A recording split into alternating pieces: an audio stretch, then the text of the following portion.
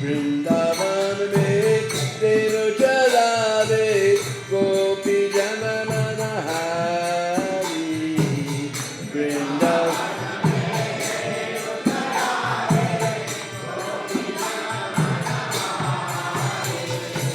Shri Govardhana Dari Radhe Jama Jama Jam. Shri Govardhana Dari Radhe. Oh Radhe Jam, Radhe Jam, Radhe Jam, Radhe Jam. Oh Radhe Jam, Radhe Jam, Radhe Jam, Radhe Jam. Shri Radhe, Vrindavan Sukakari Radhe, Jama Jama Jam.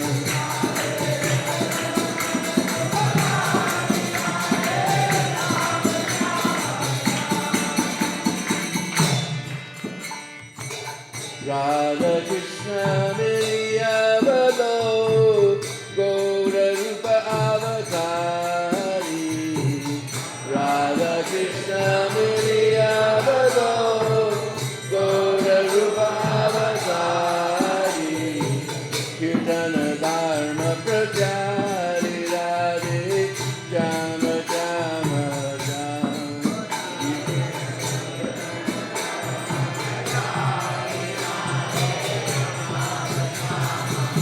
Oh Radhe Jam, Radhe Jam, Radhe Jam, Radhe Jam. Oh Radhe Jam, Radhe Jam, Radhe Jam, Radhe Jam. Shri Radhe, Vrindavan Sukakari Radhe, Jama Jama Jam.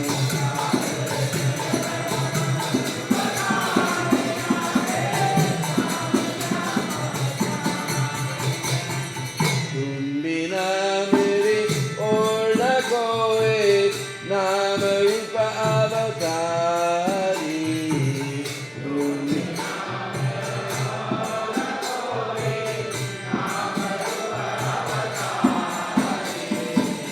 Karanana me balihari radhe, jama jama jam.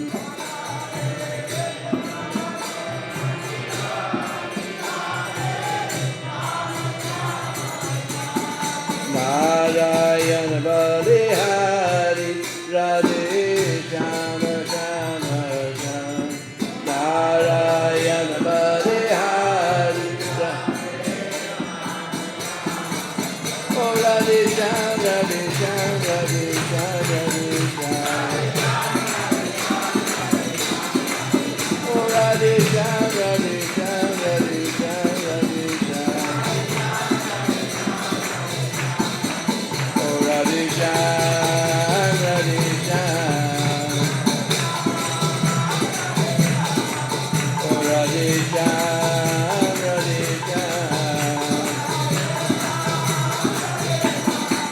Oh Radhe Jam, Radhe Jam.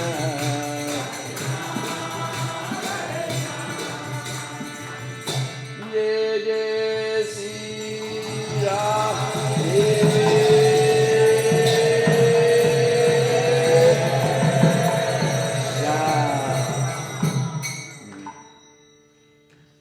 So this very beautiful Braj Bhajan just takes us straight to Braj. And sometimes the devotees say, yes, why do you do that? Jai Jai Sri Radhe Shyam. But there's actually Shastra Praman for this. It's just like if we want to get something from a deep, dark place, or a very deep place, then we need a hook. Just like sometimes we go on Braj Prikama, and some places, what to speak of Nalka Pani, there's not even a hand pump. In many places there's just a well. Now, Bangalore is famous for this brand new IT technology, but you don't know the village technology. Especially our Western devotees, they don't know the village technology. What's so difficult? You take a rope, you tie it on a bucket, and you throw it in the well. So they do that, they tie the rope on the bucket, they throw the rope in the well, the rope is going through their hands. Oh! You don't know the village technology. That's not how you do it. Now bucket, rope, everything is gone in the well. So we have to give 200 rupees to the ashram to buy a new bucket and rope. No, this happens quite often. So every ashram has a rope with so many hooks on it.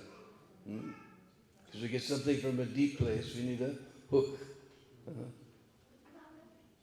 So this Ra Akshar, he's just like a hook. Or especially this English R, he's just like a hook.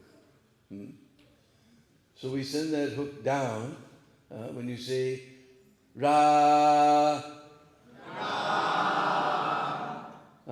According to Sangeet Shastra, this sound goes down. You can feel it, huh? Ra. So we send that hook down. We hook it on the bucket. And the next letter, next akshar is aspirated, coming out. And according to Sangeet Shastra, this sound, hey, this goes up, no? You can feel it. Hey, Radhe Sham. When you say this ma akshar, then this mouth becomes closed, band. So you hook all that. So this body is just like a well, but inside this well, there's not water, there's pap. So we hook all that pap, and we pull it all out, and then sham, band. Now don't let it come back. Don't let it come back. Jai Jai Sri Radhe. Out, out, out, out, out, out, out, out, out, out. Sham. Bandhu. Now don't let it come back.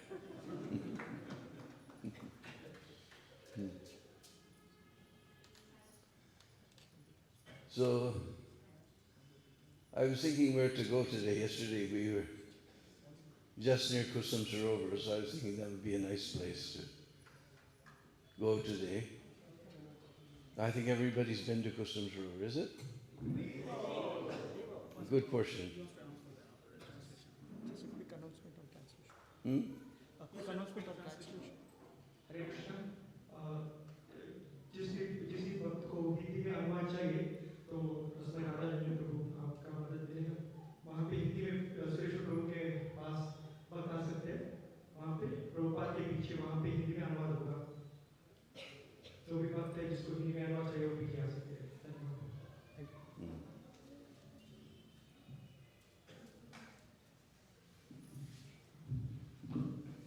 So most of you have seen Kusum Sarovar. It's about 2 kilometers from Radhakund. And it's described, as we described yesterday, Chaitanya Mahaprabhu came there. It's described in Chaitanya Charitamrita. At that time it was known as Sumana Sarovar. But Suman and Kusum both mean flower. So beautiful flower gardens are there. So Radharani and her Sakhis, they would come there every day to pick flowers in the late morning to meet Krishna at noontime in Radhakund. The noontime yoga pit, the place where Radha and her confidential Sakhis meet with Krishna, is in Radhakund. So they come there to pick flowers. So Krishna came there disguised as a Mali, and immediately he said, "Hey, why are you picking these flowers?" And Radharani said, "We come here every day and pick these flowers. Nobody ever stopped us." "No? You don't have permission to take these flowers. Nobody's ever bothered us. Just because you're doing something wrong and nobody caught you doesn't make it right." Anyway, nobody ever stopped us from picking flowers. Well, King Kamadev has sent me because this is his garden. And he wants to know who's stealing his flowers. And so today we caught you. So you're a big thief. And Radhi became very upset. "Acha, I'm a big thief?" And Krishna said, "Yes.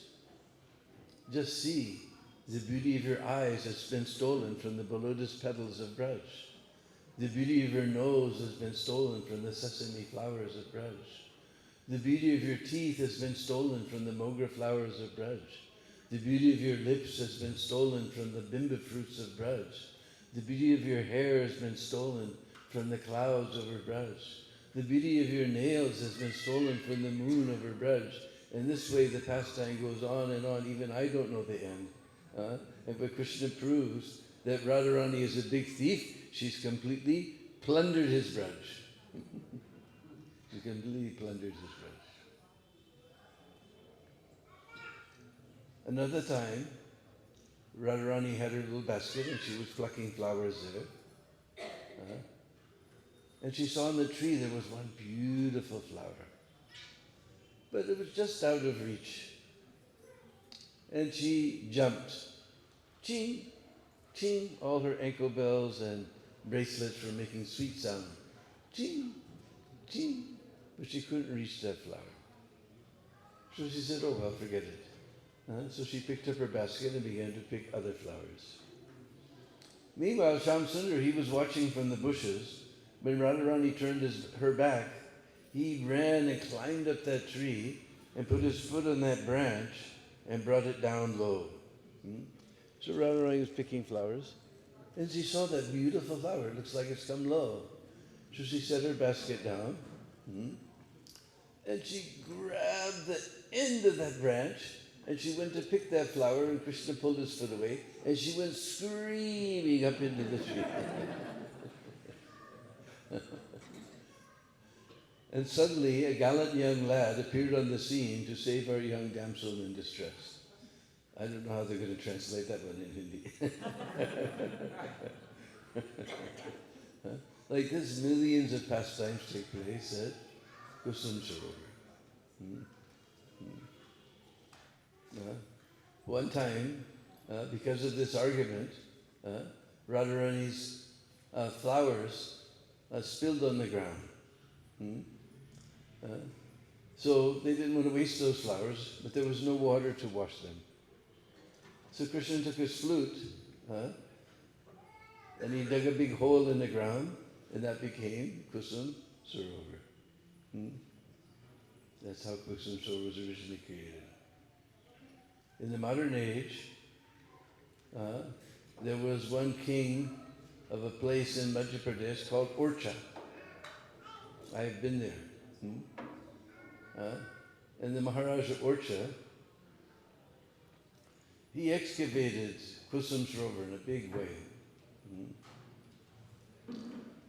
And later, there was one fellow named Man Singh. And in Braj, it was overrun by the Mughals. But Man Singh, he had gathered so many dacoit groups together and declared himself the king. He became the king of Bharatpur. So he wasn't a real king. The kings of Jaipur would never marry in that Bharatpur line. Because he was just a dacoit who gathered all the dacoit groups together and made an army. And he drove all the Mughals up to Delhi. When they reached Delhi, his army wasn't defeated, but they somehow ambushed him and they killed Man Singh.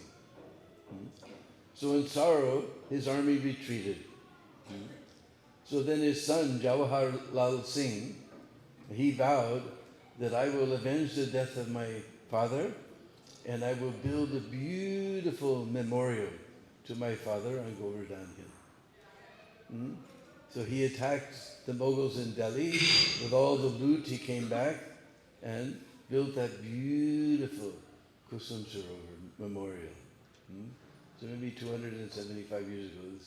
And how they did this beautiful Kusum Sarovar dome, because those days there was no Larsen and Toubro, so how they built that dome, we think that we're very advanced, but somehow they did it. And inside are so many beautiful paintings that were all done with natural pigments. And first time I came to Kusum Sarovar was 1974. And up till today, I have seen that hardly those colors have faded. They had some special types of natural pigments in those days. Hardly those colors have faded. And on the four sides, we see inside the dome, there's the king's pastimes. There's one sitting, worshipping Govinda, and then there's one court scene, then there's a hunting scene, and then there's a battle scene, and then in between, in all the middle corners, there's these beautiful little paintings of all Krishna Lila. We have one that Narad Muni, Garuda, Brahma, Lord Shiva, everyone has come to take darshan of Radha and Krishna. And there's another one of Holi, there's another one of Man Lila, there's another one of Giriraj Lila.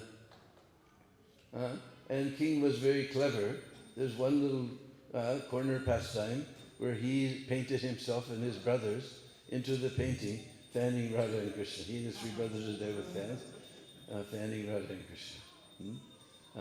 And then there's beautiful rows of paintings. Between each row, there's little Vrinda Devi's parrots are there. And if you see there's one painting of Julan Yatra. And you follow that Julan Yatra up, because all these paintings are coming very small like this. And suddenly you see, there's a big pillar bursting in two like this. And you realize that there's Lord Nrsimhadev. And if you look, there's Braha, there's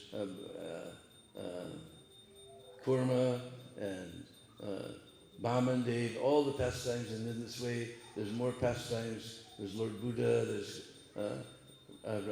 Krishna and Balaram, Radha and Krishna, and all different pastimes like this. Very beautiful place. And somehow, first time I went there, everyone told me, all the Brishvasis and local people told me that if you put 4 elephants on top of one another, that's how deep it is. So there's these big piers that go out. I don't know what else to call them, but piers. They go out into the water, and there's beautiful walkways down below with beautiful jolly work. And you can run and jump off of those piers into this very deep. Nowadays, amongst the devotees, somebody started a rumor that has no bottom. They claim that the British came and put 1 kilometer of metal cable, and they couldn't find the bottom. But everywhere I've been where there's a so-called bottomless kund, everyone tells the same story. So if you go to Naimisharanya, they'll tell you the same story. Everywhere there's a kund, they tell the same story. But I think the British had better things to do than go around putting a kilometer of cable into so-called bottomless kunds.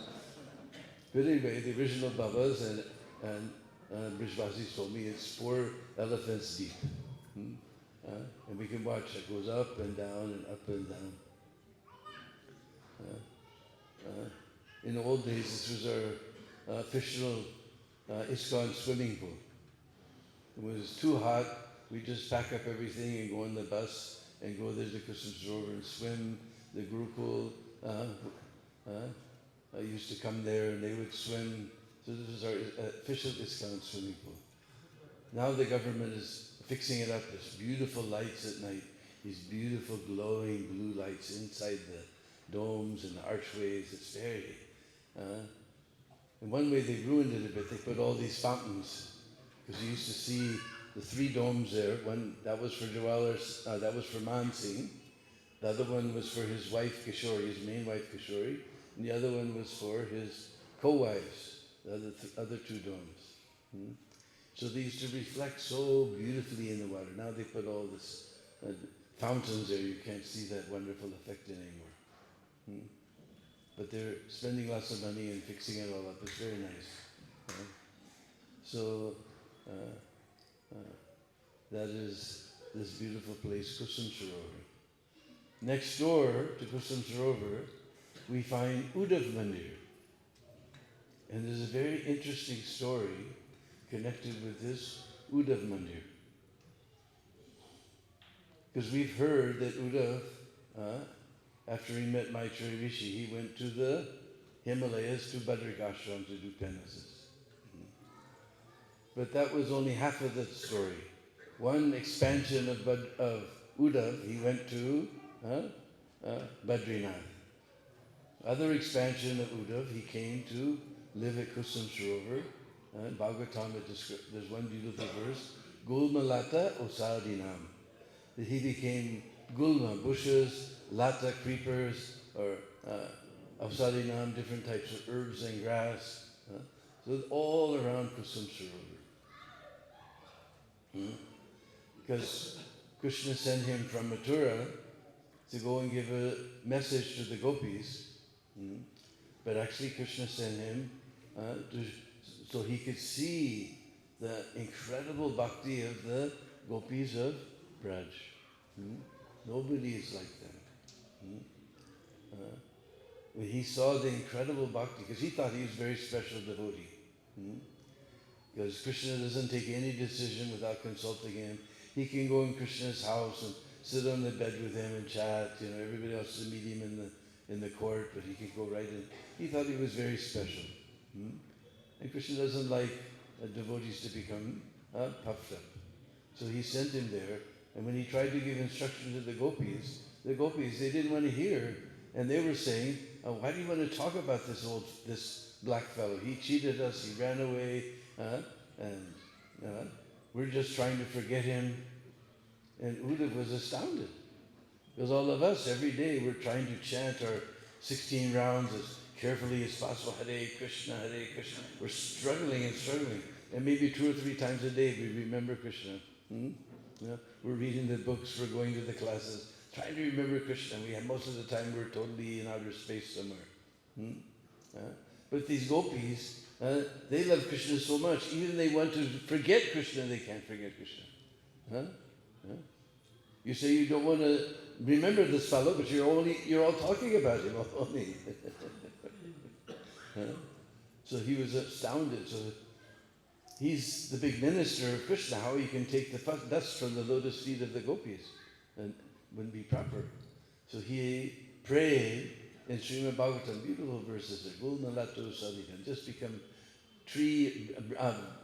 bushes or trees, so that when the gopis are looking for Krishna, he said, but not on the straight path. He wants to be grass on the hither and thither path. Because when the gopis are mad in praying with Krishna, looking for him, they have tears in their eyes, they can't see straight, so they won't go by the main road. They'll go by the hither and thither path. So when they're on the hither and thither path, he wants that somehow some of their dust from their feet may come on him. So just next door to Kusum Sarovar, you'll find this beautiful little Uddhav Mandir. And there's an interesting story in Skanda Puran. Because in Bhagavatam we heard that all the queens of Dwarka were kidnapped by some dacoits, who were none other than Krishna himself. But in Skanda Puran must be another kalpa, because whenever there's distinctions like this, Goswamis, they always say, this is kalpa Ved. That happened in one kalpa like that, another kalpa had like that. So Skanda Puran, in the Bhagavad Mahatmya section, describes how Parikshit Maharaj went up to Dwarka and brought all the queens of Dwarka to Mathura. So they came to Mathura, so one day they all went to take bath in Jamuna. Hmm? And they saw that Jumuna was flowing by very sweetly and very happily. And they all complained. This is, what is this? Kalindi is also the Patrani of Krishna. We're all suffering in Viraha, and you're flowing so happily. What is that? And she says, I have benediction from Srimati Radharani that I never feel separation from Krishna. Because we're always connected. This is just illusion that you're separated from Krishna. How we can get this benediction? And she very clearly says, we saw the Sanskrit, Govardhanam Kushumbanam Kusum Saram. You go to Govardhan, you find out that Kusum Sarovar, and you do Nam Sankirtan with all types of musical instruments. You do Nam Sankirtan, and Uddhav will appear. And then Uddhav will speak Srimad Bhagavatam to you, and you will be freed from this illusion that you're separated from Krishna. You realize your eternal relationship with Krishna. So, Parikshit Maharaj, he brought all the queens, along with Bajranath, up to Kusum Sarovar. And they had all types of drums, dolaks, and tamburus, and so many different types of instruments. There's this beautiful Sankirtan festival, and suddenly Uddhav appeared. And when Uddhav, he saw Parikshit, he was very happy. He said, oh, I'm so happy to meet you, because you're so special. Lord has given special mercy on you. Even in the womb you got darshan of the Lord, and he protected you. So you're so special. I'm so happy to see you. But I have one seva for you. So Parikshit Maharaj, yes, Maharaj, whatever seva you have. He said, right now, now that Krishna has left, the age of Kali will enter. And he always strives to disturb any type of auspicious ceremony that's going on. So I'm going to speak Srimad Bhagavatam to these queens for 30 days. And then he goes on describing the glories of Bhagavatam, how so many people attain perfection, so many great kings, so many great sages. Goes on and on describing the glories of this is Bhagavat Mahatmya. He said, so you have to go and fight with Kali so he won't disturb us. And Parikshit Maharaj said, but what about me? How will I get the benediction of hearing Srimad Bhagavatam? He says, you don't worry. What I'm doing for 30 days for these queens, the great soul sage Sukadeva Goswami will come and do for you in 7 days. What I'm doing here, he'll do in 7 days. And, now this is very special. He says, because the great soul, the great king, Parikshit Maharaj is sitting and hearing Srimad Bhagavatam, all the rishis and sages of the universe will come. And people will understand the real purpose of the Vedas is this Srimad Bhagavatam, to attain pure love of Krishna. Everybody's after Dharma, Artha, Kama, and Moksha. But now the people of India will understand the importance of Srimad Bhagavatam. And because of everyone hearing this, the very special verse, we read the Sanskrit to make sure, then this knowledge of Srimad Bhagavatam will go all over the world. So this part of Skanda Puran, Bhagavat Mahatmya, is predicting the appearance of Srila Prabhupada. Because now you can get Bhagavatam in German, in Italian, in French, in Japanese, in Indonesian, and I'm sure you have it in Canada also, huh? Yes. Tamil, and Hindi, of course, and so many languages, all by the unlimited mercy and kindness of our divine spiritual master, Srila A.C. Bhaktivedanta Swami, Srila Prabhupada ki. So this section predicts the appearance of Srila Prabhupada. He said, from you hearing it, then Indians will understand, the people of Bharat will understand the importance, and then the importance of Bhagavatam will go all over the world. So we go there, that Uddhav Mandir, we'll see Uddhav is sitting there, and he's got his Bhagavatam sitting in front of him. He doesn't have an iPad, he has a leaf pad. And he's sitting there reciting Srimad Bhagavatam. Other personalities are also there. And that Pujari, he's very friendly with ISKCON. Even we'll find Prabhupada's pictures also there on the altar, who spread Bhagavatam all over the world. So you'll find this very beautiful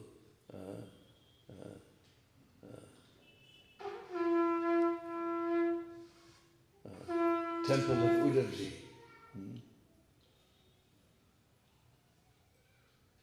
And then just next door,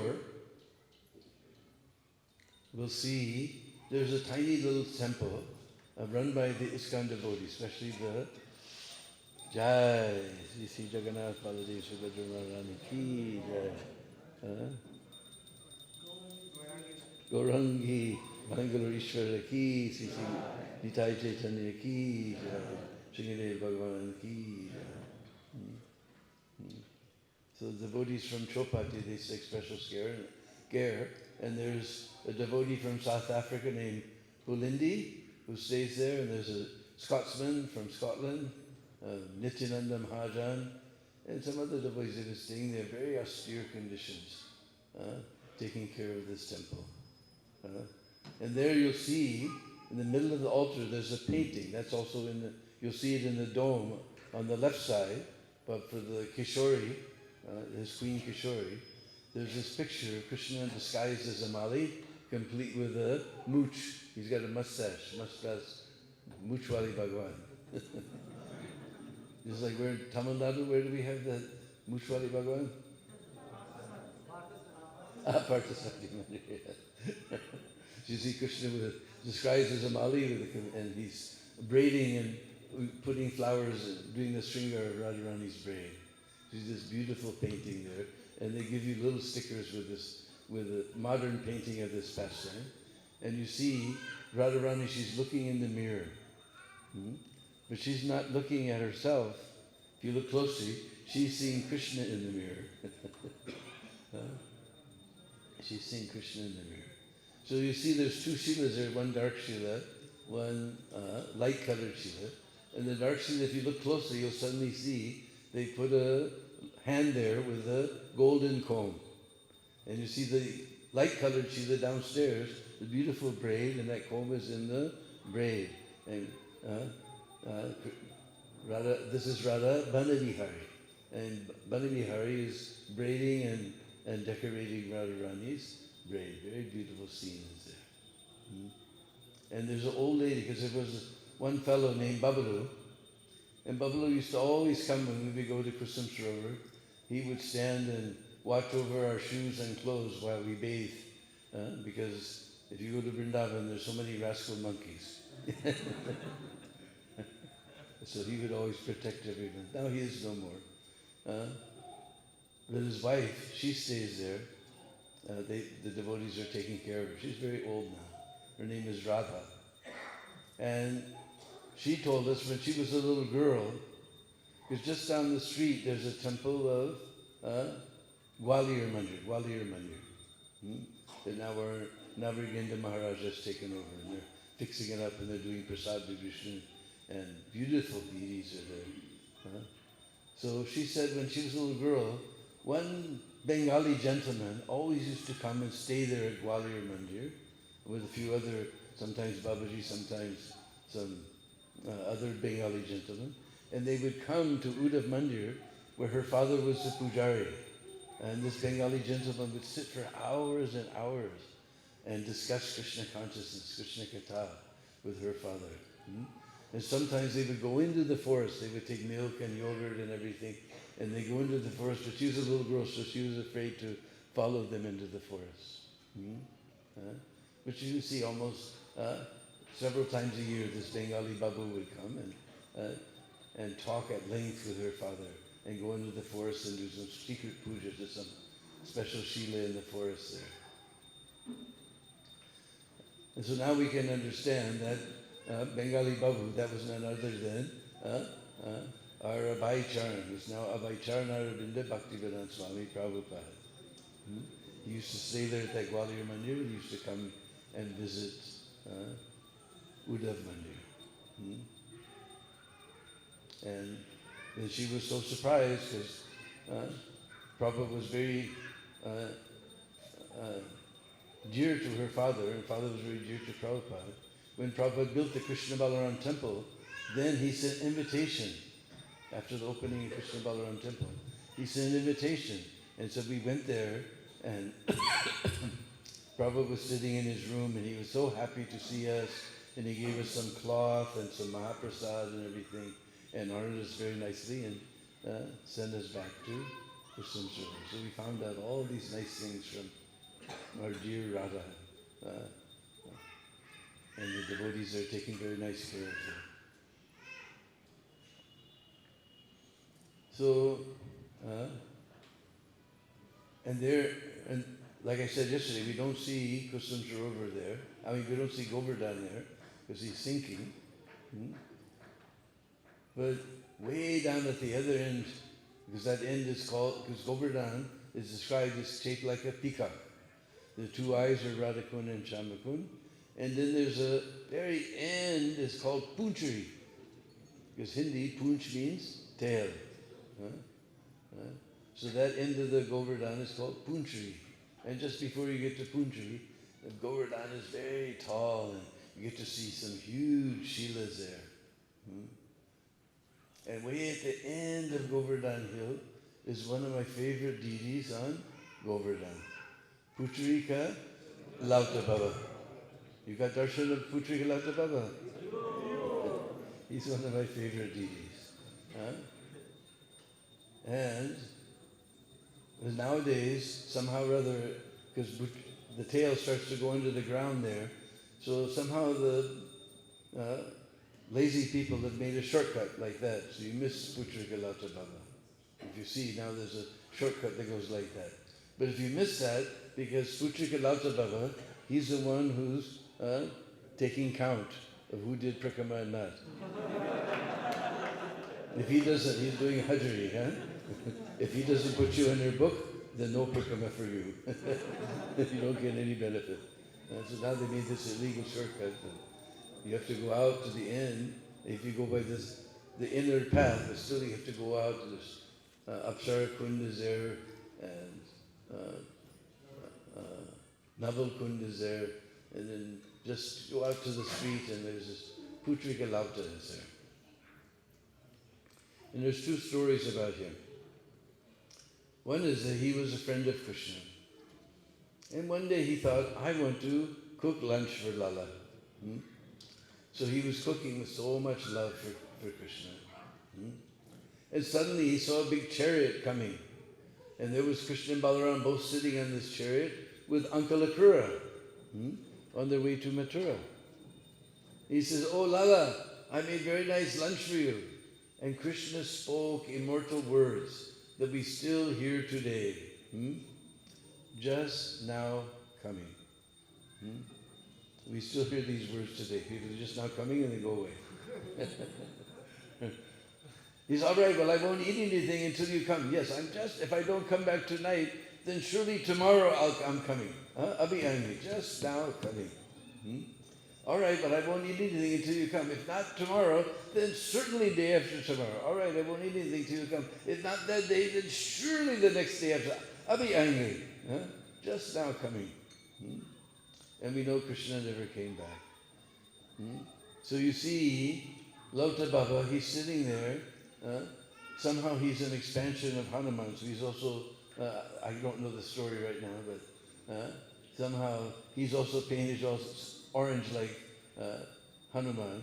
And he's got his mouth wide open, and look on his face. He's sitting there waiting for Krishna to return. And he doesn't eat anything. The devotees, they put burfi and other types of milk sweets and fruits in his mouth, but he doesn't eat any grain. And the Brajvasis there, they have some slok, I can't remember now, that he doesn't eat or drink, but by Krishna praying, he's very fat. You see, he's very fat. So he's waiting for Krishna to return. So in Hindi, return is lautna. So he became known as Lauta Baba, waiting for Krishna to return. And he waited 4,500 years. When Lord Chaitanya was doing his Prikrama, he came there and he said, "Oh Baba, I came back, I came back."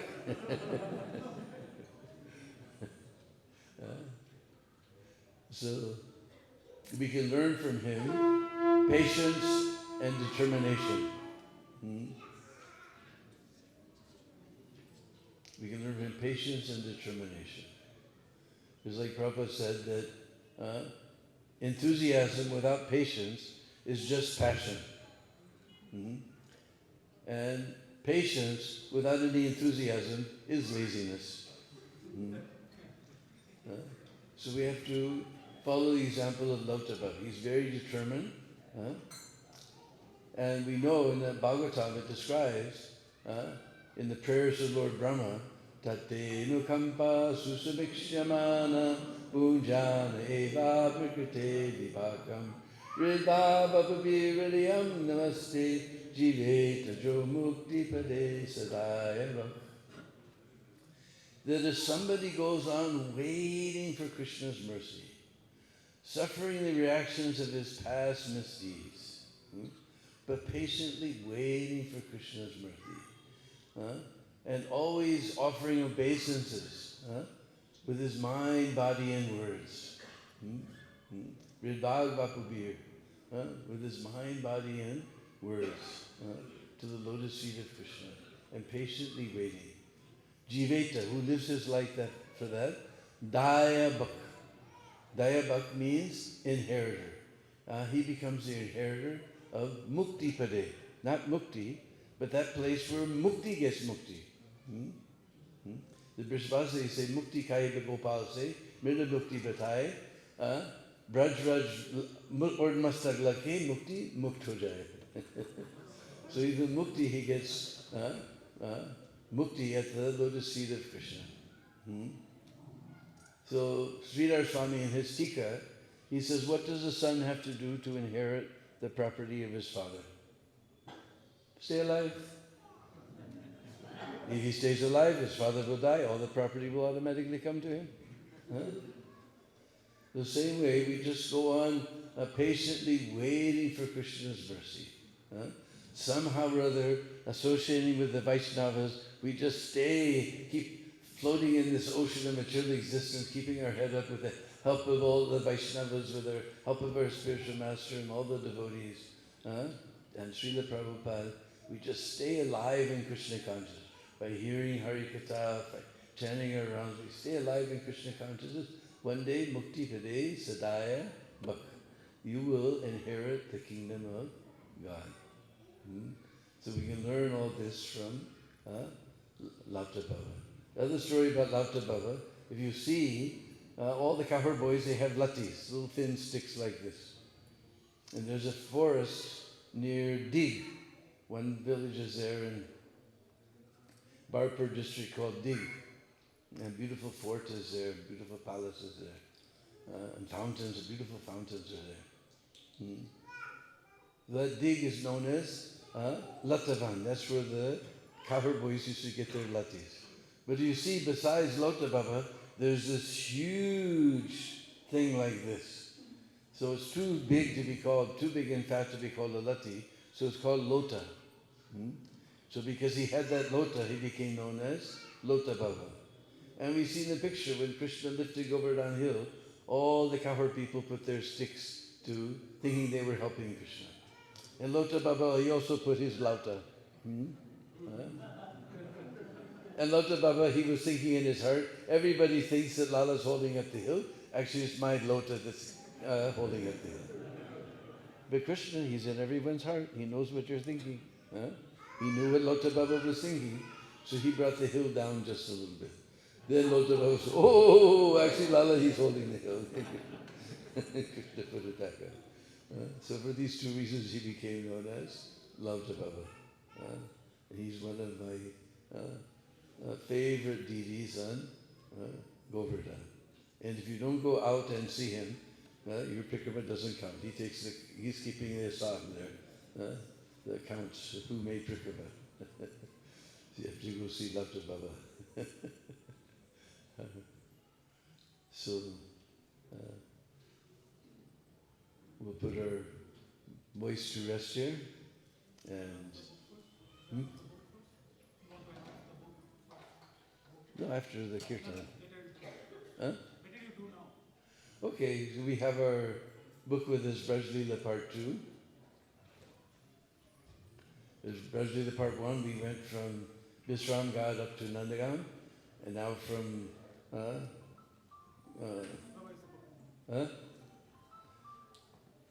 from Javat back to Visram Gad. This is number 2. They're both independent. Brajlila 1 is out of print, although you can still get it on Amazon. But we have Brajlila 2, we just expanded it and improved it and re-edited, and just 4 months ago we printed it.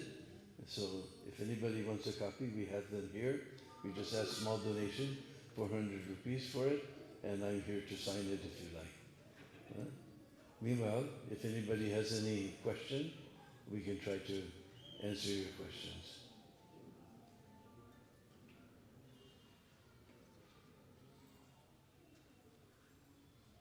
Yes, Prabhu? Do you have Bhakta mic? So everybody can hear his question? Well, Bhakta mic went to sleep somewhere already. All right, what's your question? Nandeshwar pastime, Lord Shiva coming to baby Krishna. Yeah. So this happened in Gokul, Vrindavan, or Nandagaon? That's a good question. But the Brishvasis in Nandagaon claim that it happened there. But the Brishvasis in Gokul claim that it happened there. But since that hill is known on Ishwar Parvat, it makes sense that Lord Shiva would come there to see Nandalala. But we hear Krishna in the childhood before Lord Krishna was born. Before Lord Krishna was born. Before Krishna was born, Nand Baba and Krishna Maya, they shifted to Gokul Mahavan. Yeah. So then, until 2.5 years to 3 years after happening in Gokul Mahavan, then they shifted to Shatikara, and then they went to Nandagaon. Yeah. So from the story point of view, it makes sense that the pastime would happen in Gokul Mahavan. No, it could have happened when he was 3 years old in Gokul, in Nandagaon.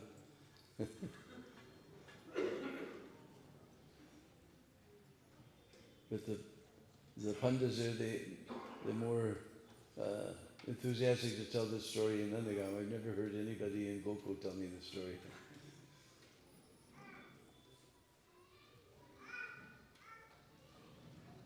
Hare Krishna. So you told that Uddhava expanded into two, and one Uddhava went to Badrikashram, one went to Vrindavan. So like, how to understand this in like how what happens like expansion, how do you do? How he expanded into two? I know this is a transcendental technology that we'll have to wait till we go to Golok and find it.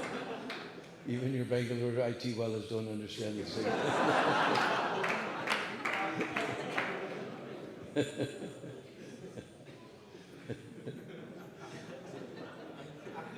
But many times in the descriptions we find that somebody expanded like that.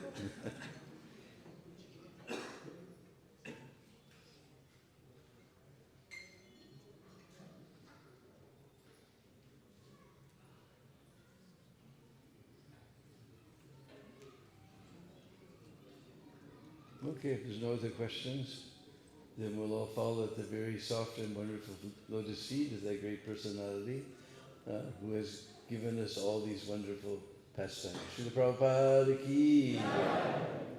And we'll have a little kirtan. You all know the Braj Rastriya Geet. So,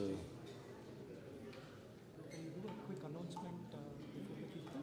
mm, We'll talk about tomorrow's program and then we can do the Kirtan. Is that okay? okay. Hare Krishna. You Uttama Prabhu.